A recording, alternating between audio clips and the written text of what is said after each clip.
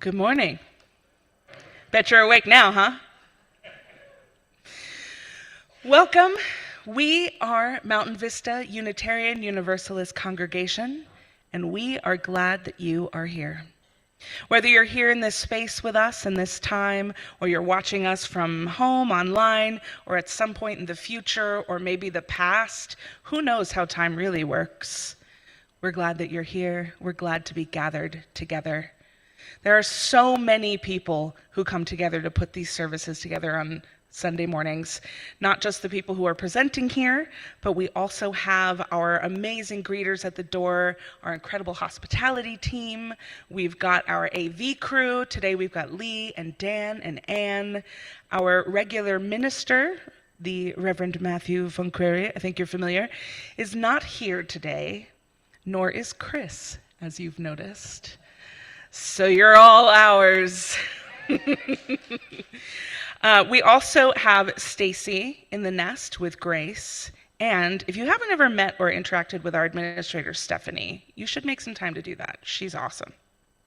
I also want to give a very special thank you to Iris and Tay Safehaven, who are taking a very bold and brave risk today with their offering. And my hope is that we can be as bold and brave in our receiving. Now, we gather on a weekend marked by celebration and complexity. For some, it's Father's Day, a moment to celebrate, to remember, to grieve, or to reflect. But not everyone has a father in their life. Not everyone has a good one. But all of us are shaped by the presence or the absence of those who have held power, authority, or love over us. For others, this weekend is about Juneteenth, a recognition of freedom long delayed, and the resilience of those who waited, resisted, and rebuilt. In both of these observances, we are reminded truth doesn't always arrive in the voice we expect. Insight doesn't always feel comfortable. Sometimes what we believe to be whole and true is only part of the story. Today, we open ourselves to voices long silenced. We listen for what emerges when familiar patterns are disrupted. And we begin with curiosity, and we begin together. To light our chalice this morning, I will share with you some words from Sarah Lammert. The element of fire represents passion, veracity, authenticity, and vitality. The element of fire represents passion, veracity, authenticity, and vitality. And if the chalice is the supporting structure of Unitarian Universalism, then we are the flame.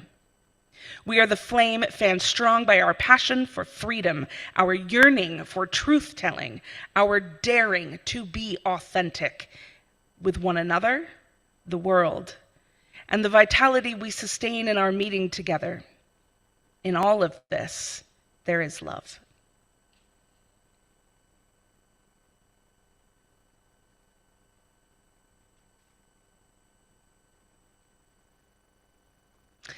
You're going to be seeing a lot of videos today, because again, we have no Chris.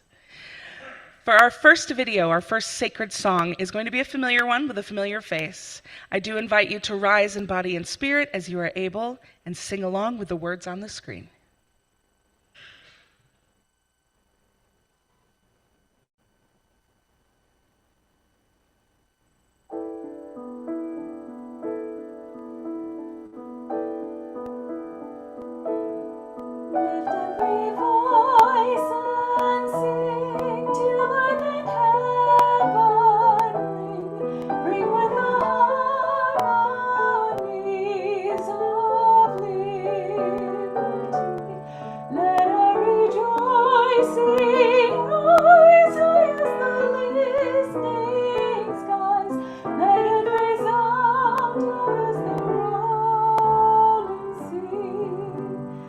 See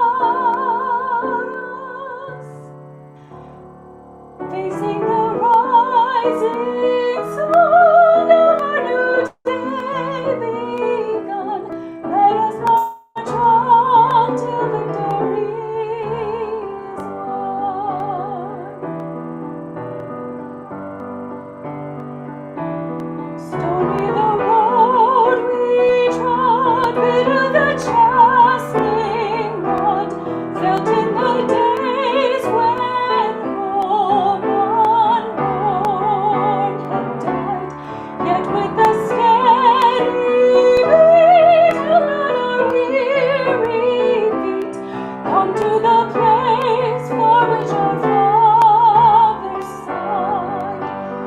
We have come over a way that with tears has been bought. We have come treading our path through the blood of the slaughtered. Out from the gloomy past till now we stand at last, where the white gleam on a bright star is cast.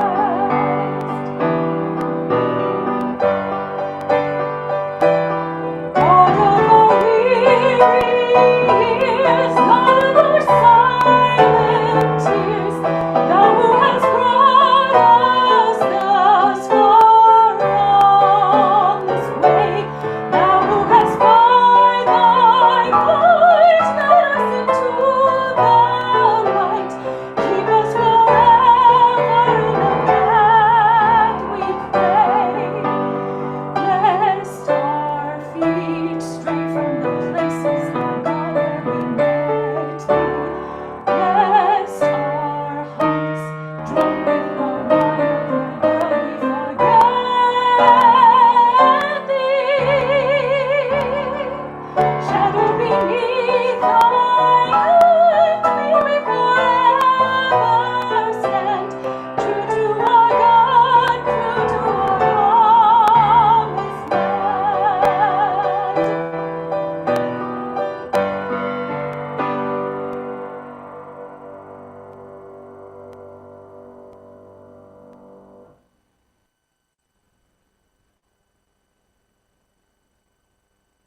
Bet you weren't expecting a sight reading test today.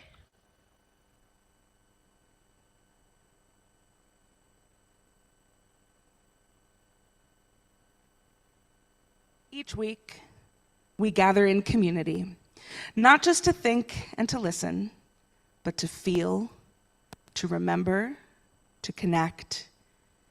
We take a moment now to honor the full range of our experience, the joys that lift us, the sorrows that weigh us down, and all the lives between. Want to help me out, Tom? As we pour water gathered from our homes, our travels, and our skies, remember that we are a part of something larger, flowing together, shaped by each other. As we drop stones, we honor the celebrations and struggles shared with our pastoral care team, shared with each other, and those held quietly in our hearts. We drop them for the spoken and the unspoken, for the healing and the hurting. May we hold all of our joys and sorrows, our celebrations and our comforting with compassion. And may we make room for each other. Thanks, Tom.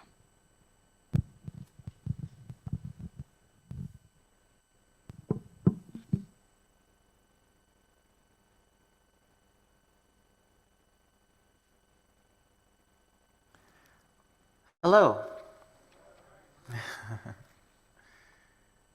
January 1st, 1863. Abraham Lincoln signed the Emancipation Proclamation, finally declaring slavery, the ownership of human beings, illegal. It was the collapse of an institution that had stood on this continent for centuries. And yet, this day wasn't exactly a triumphant end to the struggle of slavery. It was an event that happened right in the middle of the Civil War, and many hundreds of thousands of slaves didn't taste freedom for more than 2 years. The day we celebrate as Juneteenth commemorates the day in 1865 when Union soldiers arrived in Texas, the westernmost Confederate-controlled state, to declare that by executive decree these slaves should have been freed more than 2 years ago. Imagine what that must have been like for those slaves. The joy of finally having control of your own life, the anger at not being held for just days or weeks, but years, longer than the law allowed. The bittersweet uncertainty of what now? And it is this what now that I really want to talk about today. Because while slavery ended for all Americans in 1865, the time between proclamation signing and full freedom pales in comparison to the time between full freedom and full equality. Can you imagine telling the freed slaves of Texas that equality would not be achieved even for their children or their grandchildren, or even for their grandchildren's grandchildren's grandchildren? As slow as the collapse of slavery may have felt, the building of something better is glacial. And the brunt of that work falls to those who need it most, those freed slaves and their descendants. This is unconscionable, but it's how it's always been, even today. Our world is really scary right now. Our institutions are doubling down on harmful and even deadly modes of operation. I'm beginning to fear that it will inevitably end in collapse. While the collapse of an unjust system is wonderful, it is the vulnerable who must lead the way to better. Black folks, of course, Hispanic folks, now more than ever, queer folks, disabled folks, too many people. And collapse is fast on the scale of things. Building is slow. There might be another way, however, if there is something to catch those in need. There's an analogy I like, the analogy of a scientific field. You see, in a field of study, there are foundational ideas that the rest of the field is built on. And sometimes someone realizes that one of the foundations is wrong. Those at the top, who have benefited from the current system, silence this heretic. If she is bold, she keeps talking, and some people listen. The silent followers secretly build new ideas, and when the people at the top retire or pass away, sometimes a silent follower may take their place. The old way collapses, and it feels rapid, but there are already fresh new ideas to fill in the gaps, because those people had been thinking and planning all along. And so the field of study grows as a result. The building of new ideas was slow, but it started before the collapse. Those who saw the flaw prepared, and they were able to catch the fall. This type of change is called a paradigm shift. That's where that phrase comes from. It describes this. Maybe there is something we can learn from this story. Maybe there is something we can prepare as well. Okay. That's a lot. This kind of talk can be a little bit heavy. And while these are extremely important, I think it would be good to take a moment to breathe and focus on the now. And if you don't mind, I'd love for you to participate. All you have to do is when I gesture, you say, I am here. Be here with me. Can you? I'm here. Thank you. Now, get comfortable. And as we arrive at this moment, take a breath and focus on right now. We first must accept the thoughts, the fears, the sorrows, and the joys of the outside world. In this hour, this minute, this second, those things cannot be changed. So we shift our focus to the now, and we assert our presence in it. I am here. As we see the people and place around us, we say, I am here. As we hear our own voices and we feel our own bodies, we say, I am here. With gratitude for the depth of our breath and the peace of our hearts, we say, I am here. And with gratitude for the most precious moment of our lives, the present one, we say, I am here. Thank you.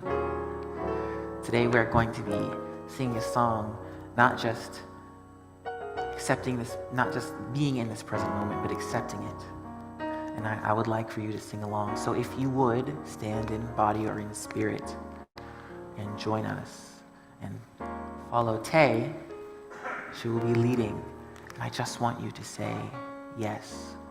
That's all this is. We just say yes. Do that for me. I would love it.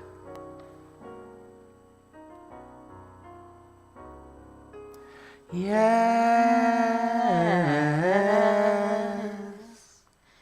Yes.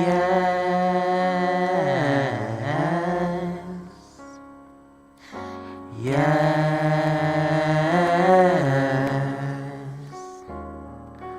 Yes. That's all it is. Keep going. Yes. You follow Tay. I'll do my own thing up here. Yes.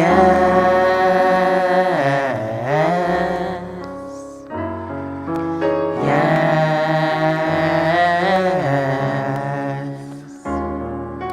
Yes. Keep going, y'all. Yes. Follow Tay. Everything the universe has sent down for us, we say yes. Just keep going. Everything. The good, the bad, the things that invigorate us, the things that frighten us. We accept them and we say, yes. Thank you. Thank you for joining me. Thank you for joining me. As Robin said, today is an odd sort of service. But I appreciate you being here and saying yes with me. Come on, let's keep going. Yes.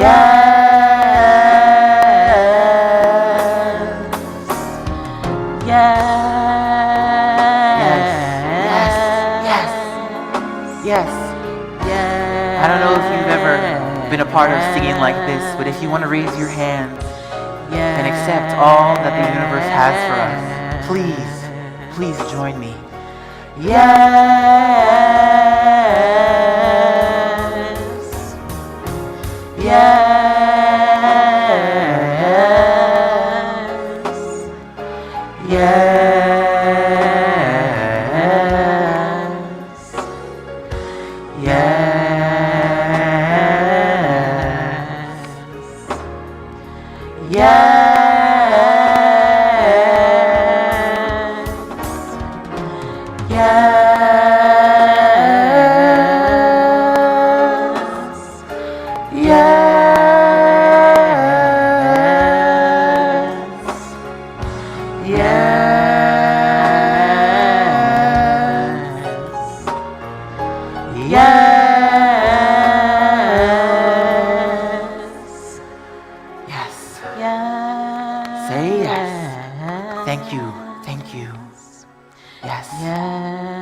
Yes. That's all we need from you today. Just say yes. Thank you.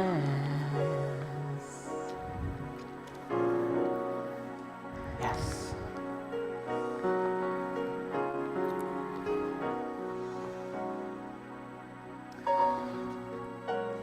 Today we're putting on a bit of a play for you.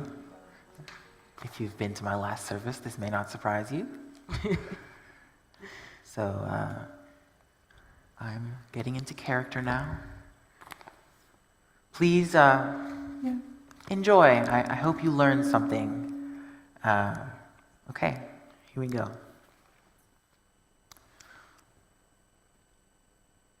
You remember Ben Shapiro? I wish I didn't. You know, I was just thinking about, what the world needs and things like that. And this thing he always used to say, I think is a part of the problem. Facts don't care about your feelings. It's such a silly thing to say. Well, obviously, he's a jerk and a moron. Feelings can be facts. You can't just ignore people's feelings. It's a relevant part of the story. Yeah, and facts can be feelings. I'm sorry, what? Well, like the things we think of as being separate from how you feel about them aren't really separate. You can't separate a sunset from how people experience it. Their feelings. It's kind of like gender and sex, What about sex and gender? Sex is the biological reality of your body, and gender is the internal identity you have. They're separate things, and that's how you can end up being trans. They don't match. But what does that have to do with facts and feelings? Well, because gender isn't just one's internal sense. It's a way to look at the world. Our whole culture sees everything through this lens, and these things can only be interpreted through a binary gender. Right. So even though the biological reality of sex is immensely complex, we still look at it through a binary lens. You don't actually mean that facts about reality are just feelings we have. You mean that facts can only be interpreted through the lens of our feelings. Yes, but also interpretation is a creative act. It's not just that reality is only being seen subjectively, it's that the subjective belief makes it so. Gender and sex are both just concepts, you see. If people believe them to be a certain way, that's how they are. This sounds suspiciously like a justification for transphobes to be able to say, "You're not really a woman because I say so." I can acknowledge that sex can only be seen through the lens of gender, but society being transphobic doesn't mean that you're not actually a woman. Well, so facts care about our feelings, but not the feelings of transphobes. What is this? Your transness is real to you, but fake to them? You want us to be accepting of their hatred? That's ridiculous, and you know it. Well, that's not really what I'm saying. Both of you see parts of reality, and your feelings both matter, even if transphobes are wrong and also very mean. Then what are you saying?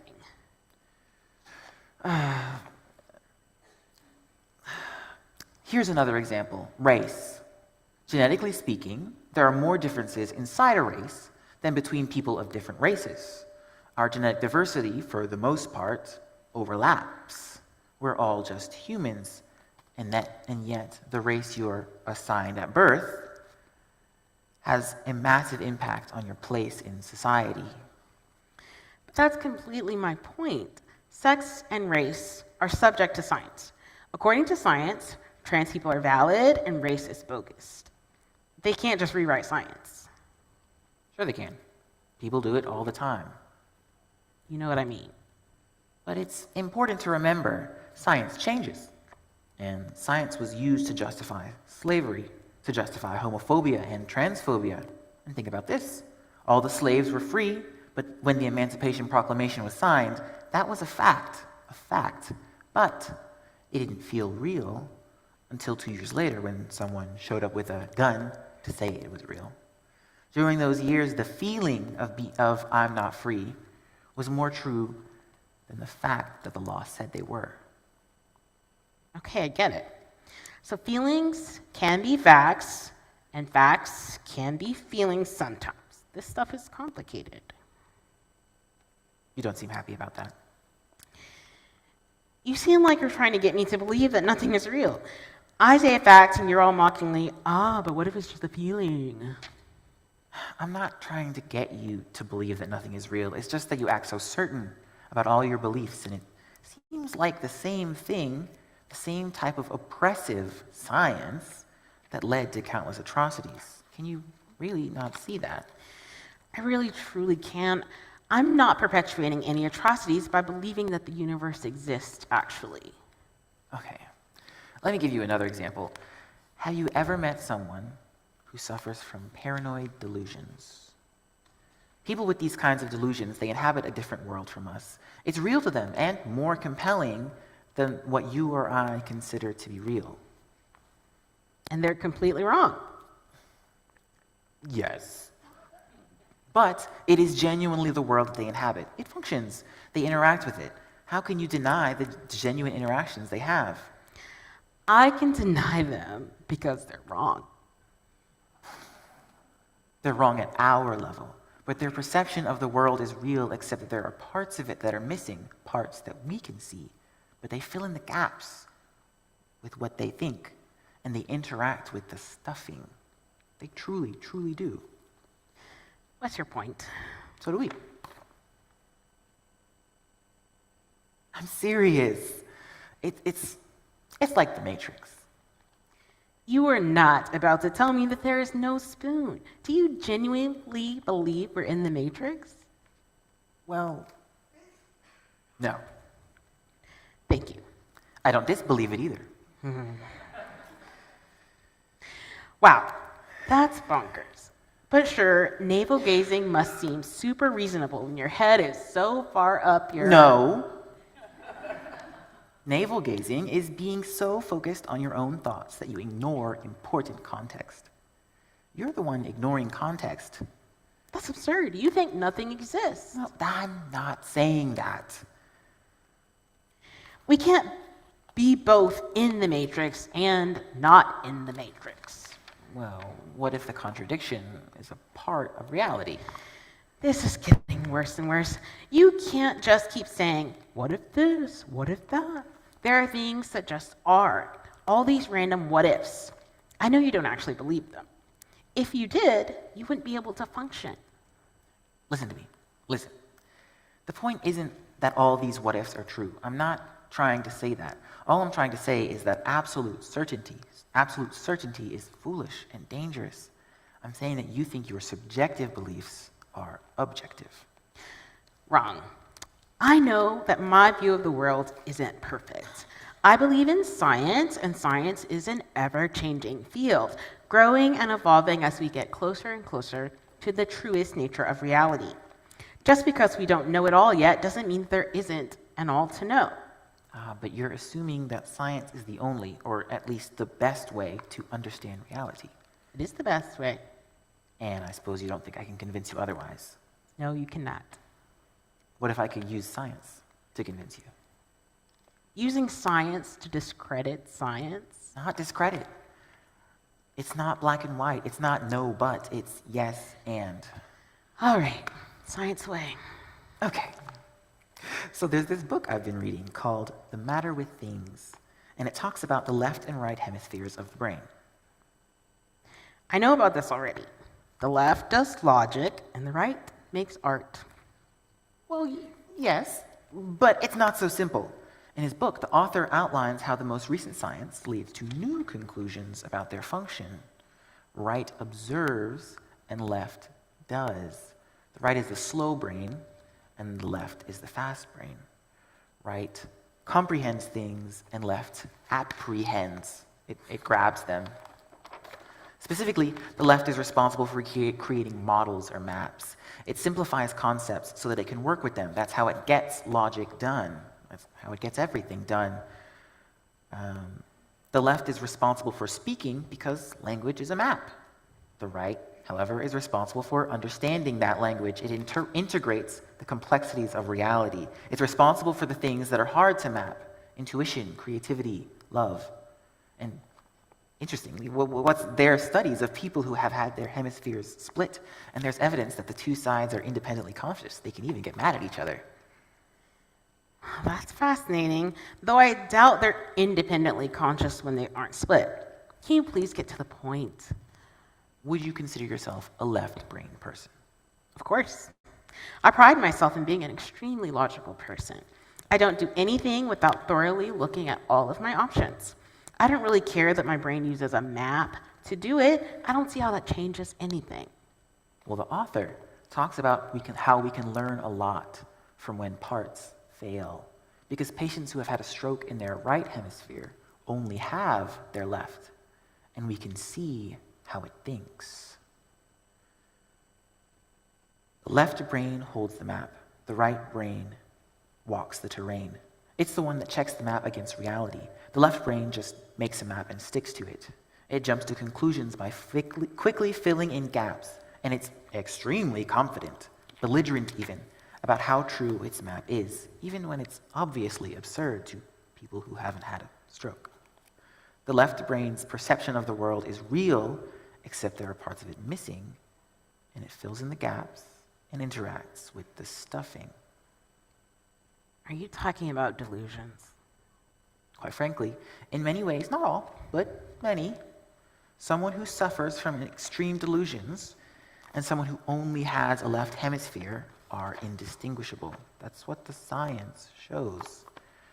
And that's exactly what the transphobe and the racist are doing. They're filling in the gaps and getting mad at the stuffing. There are things they see that are real. It's just, in this case, they don't see as much as we do. And we do the same exact thing for other areas. It's kind of human nature, unfortunately. And if you still think I'm wrong here, let me ask you this. Studies have found that most people, by a wide margin, are left brain dominant. If that's the case, and the left brain is the rational one, and that's the best, that's all it is, why is the world so messed up? That's sobering. The parts of reality that you see are real, at least in some sense. But to confidently assert the nature of that reality is nothing more than stuffing. And that stuffing is real to you. You interact with it. But let's not pretend it's anything more than what it is, a little mini delusion. It still sounds like you're saying that nothing is real, and that thinking things are real is a delusion. Well, what I'm really trying to say is things are real and it's all an illusion. Both have valid insights that we can learn from, you know? Like, here's something that contradicts. Quantum mechanics and special relativity, not to get too sciencey on you, both are accurate descriptions of the world, but they actually don't mesh. They contradict each other, and we don't really know why. The delusion that I'm talking about is certainty. It's believing you truly understand it all. It's arrogance. So when I was a kid, bear with me, I was Christian, and I was extremely defensive of it. I occasionally interacted with some really mean atheists online, and I remember feeling so frustrated that they would call my beliefs absurd. They acted as if the very idea of God was silly. And yet they couldn't truly prove that he didn't exist. They called me closed-minded. But Christianity was real to me. The world that I inhabited didn't contradict it. And it seemed to me that they were the ones being closed-minded. They were. There are lots of realities that our experiences don't contradict. But then I realized I was queer. And I started looking at the world with a more critical eye. And in the end, I embraced science. Not all Christians are like that, you know. I know that now, but at the time, science seemed like the worldview that looked at the broadest possible section of reality. It's the closest we can get to true understanding, right? But it wasn't that long ago that science rejected you, and it rejected you because it didn't fit into its map of the world. I know, but like I said, science grows, and that's why I trust it. But we can't forget the history of science as we know it. It's been left-brained throughout history with categorization, rigidity. It's been used as a tool for white supremacy, colonialism, fascism. Science only grows when it rejects dogma, when it remains open to new possibilities. That's what the right hemisphere is for. It's not about being in control of the world, it's about being in right relationship with the world. And if people relied more on their right hemispheres, we wouldn't be celebrating Juneteenth right now because slavery wouldn't have even come to be. There would have been no scientific racism to justify slavery, phrenology, eugenics, proof that black people were biologically inferior. So what? Should I abandon all that I believe? Should I question everything and live like a monk? Do you want me to erase a trans, mixed-race person from society in the name of intellectual integrity? I'm not going to do that. The left hemisphere creates useful, necessary delusions. You can't accomplish anything without them. Your delusions are just always there to do something, every single one of them. So try to think about the stuffing that you put stock in. Ask, who does this stuffing benefit? Who gets to decide which interpretations are valid? As sad as it is that Juneteenth exists at all, I think it's a wonderful holiday because it's not just about freedom, it's about what came after, the rebuilding of knowledge. Black folks had to unlearn the lies written in textbooks, laws, and even medicine. We had to build our own truth from scratch. Building a belief system for yourself is extremely important, but it's also important that you don't get so attached that you can't tear it down when you find out someone is being crushed under it. Make sure your delusions are doing something good. It kind of sounds like you're asking me to navel gaze. On the contrary, the meter stick is experience. Live your life, love, learn, be wrong, and find a balance between your beliefs, your worldview that you've made, and healthy uncertainty. You know, I think I can do that.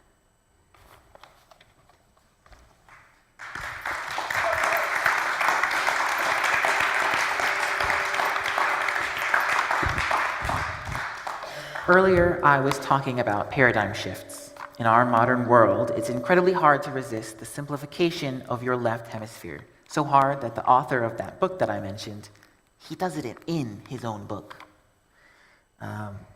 The internet especially loves to lead people into simplified perspectives. And the internet is everywhere. Our world is becoming more and more left hemisphere on all sides of all conflicts. Our institutions believe in their delusions so strongly that they are genuinely blind to the horror that they're causing. We need an institution that is right hemisphere, open, accepting, non-dogmatic. We need the love people. Are you up to the challenge?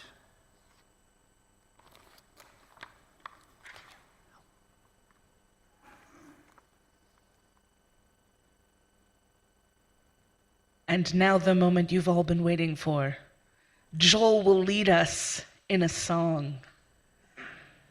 If you wouldn't mind once again rising in body and spirit as you are able, Joel is going to lead us through a very familiar song. He needs the help of the piano.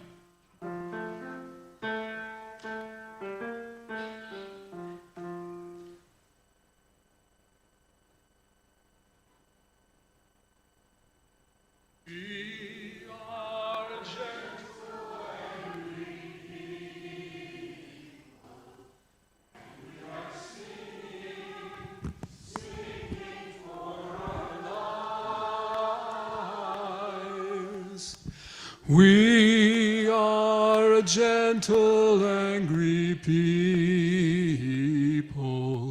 and we are singing, singing for our lives. We are a justice-seeking people, and we are singing, singing for our lives. We are a justice-seeking people, and we are singing, singing for our lives. Harmony is good. We are young and old forever, and we are singing, singing for our lives. We are young and old together, and we are singing, singing for our lives. We are a land of many colors, and we are singing, singing for our lives. We are a land of many colors, and we are singing, singing for our lives. We are gay and straight together, together, and we are singing, singing for our lives. We are gay and straight together, and we are singing, singing for our lives. One last time. We are a gentle, loving people. Should be loving. We are singing, singing for our lives. Gentle, loving. We are a gentle, loving people, and we are singing, singing for our lives. Thank you, Holly Neer.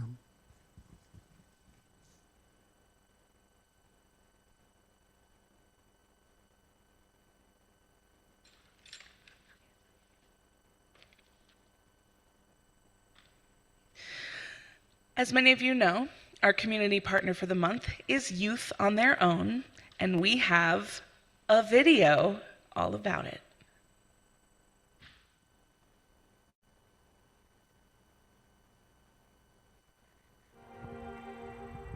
Our goal is to help our youth stay in high school and reach that goal of high school graduation, because that is a real turning point and will really help determine the direction of their future. Housing isn't necessarily what they need from us. What they need is financial support, which is the main thing that we do. We provide youth with an earned education stipend that's based on their attendance. So the more they go to school every month, the more money they can earn from Yoto. And that's just to cover their basic necessities. We're here to offer the help, and their part of the arrangement is that they're going to keep going to school. In addition, we provide all their basic needs for free, like food, hygiene supplies, school supplies, transportation needs. Whatever the barrier is that would keep them from going to school, our goal is to try to intervene and provide that thing so they can get to school. And one of the great things about our new campus is that we're able to offer laundry services. Previously, one of our top requests from youth were baggies of quarters because they were going to laundromats. So youth are scheduling time now. They can bring their clothes here and do their laundry for free. It's one of the things we hope they just can come to Yoto and do a bunch of things at once. The third piece is guidance. We have a wonderful staff of program coordinators that work individually one-on-one with the youth in our program to try to identify what are their specific needs, what are their individual barriers that would keep them from school, and how can Yoto step in and help support them.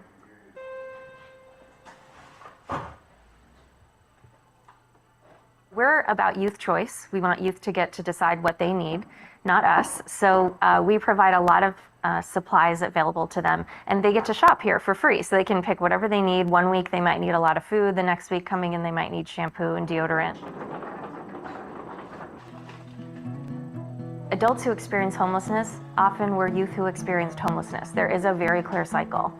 And education as this key point of intervention can really break that cycle and give so many more opportunities to these youth. I want to thank you all for making your generous contributions to Yoto. We really try to motivate supporters in the community by thinking about what's possible. If they get involved and take a chance and really support these young people, we can have a huge impact on the rest of their life. And we're seeing it happen. And it's so inspiring, and I feel really very lucky to work here.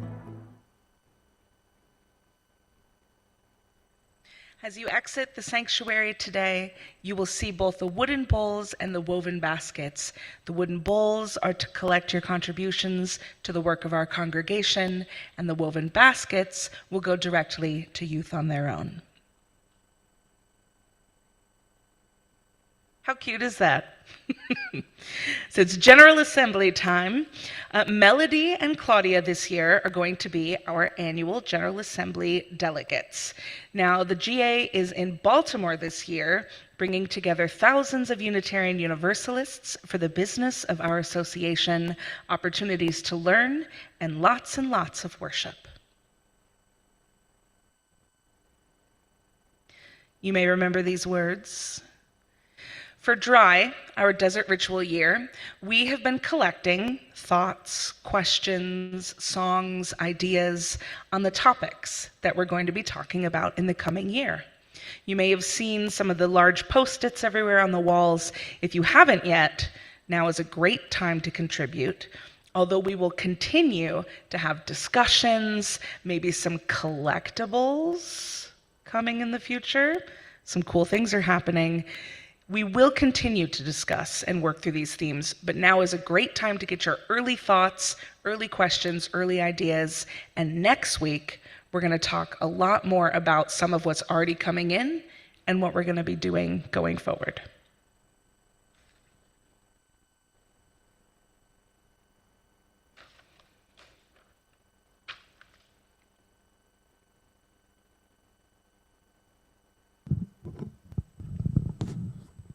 At the loud microphone. Today we will release the flame with words written by me. We extinguish this flame, but not the light of truth it symbolizes. Truth that frees, transforms, and endures. In honor of Juneteenth, we remember freedom is not the end of the story. It is the turning of the page. A paradigm shift begins when we choose to see clearly, to speak boldly, and to live in joyful defiance of despair.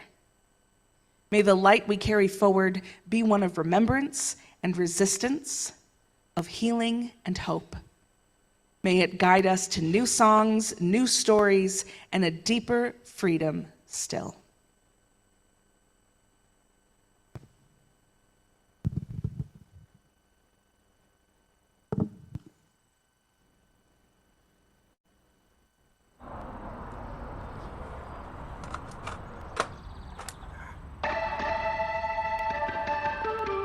You might want to get up and dance to this one.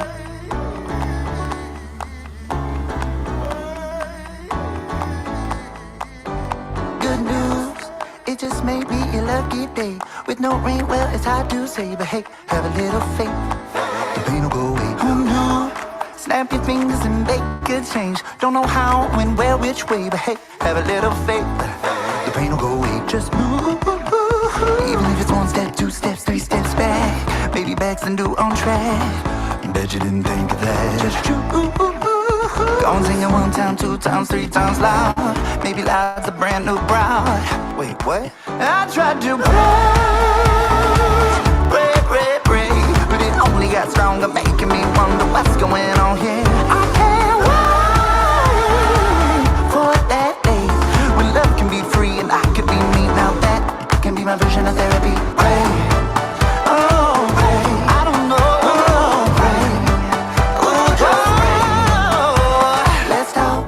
Like my daddy said, toughen up. Rub some dirt in it, life gets rough. But hey, we all make mistakes. It's gonna be okay. One shot, don't go wasted on silly dreams. Like being what you ain't supposed to be. Cause hey, you gotta find your way. That's why you gotta pray. Just move, even if it's one step, two steps, three steps back. Maybe back's and do on track. You bet you didn't think of that. Just you. Go and sing it one time, two times, three times loud. Maybe loud's a brand new bride. I tried to pray, but it only got stronger, making me wonder what's going on here. I can't wait for that day when love can be free and I could be me. Now that can be my version of therapy. Pray, oh pray, oh pray, oh just pray.